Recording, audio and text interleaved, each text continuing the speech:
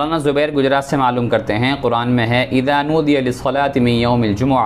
इसमें जुमे की कौन सी अज़ान मुराद है, पहली या दूसरी? और अगर पहली अज़ान मुराद है तो गांव में कई मस्जिदों में अलग अलग वक्तों में अज़ान होती है, तो किस मस्जिद की अज़ान का एतबार होगा? कुरान मजीद में अल्लाह तबारक व तआला इरशाद फरमाते हैं, या अय्युहल्लज़ीना आमनू इज़ा नूदिया लिस्सलाति मिन यौमिल जुमुआ फस्अू इला ज़िक्रिल्लाहि व ज़रुल बैअ। के ईमान वालों, जब जुमा के दिन तुम्हें नमाज जुमा के लिए पुकारा जाए तो तुम अल्लाह के ज़िक्र की तरफ यानी नमाज जुमा की तरफ चल पड़ो और अपनी ख़रीदो फ़रोख्त और लेन देन को छोड़ दो।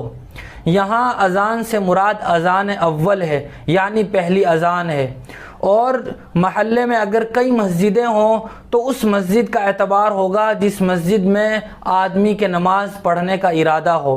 अज़ान अव्वल के बाद ख़रीदो फ़रोख्त करना ये नाजायज़ और मकरूह तहरीमी है।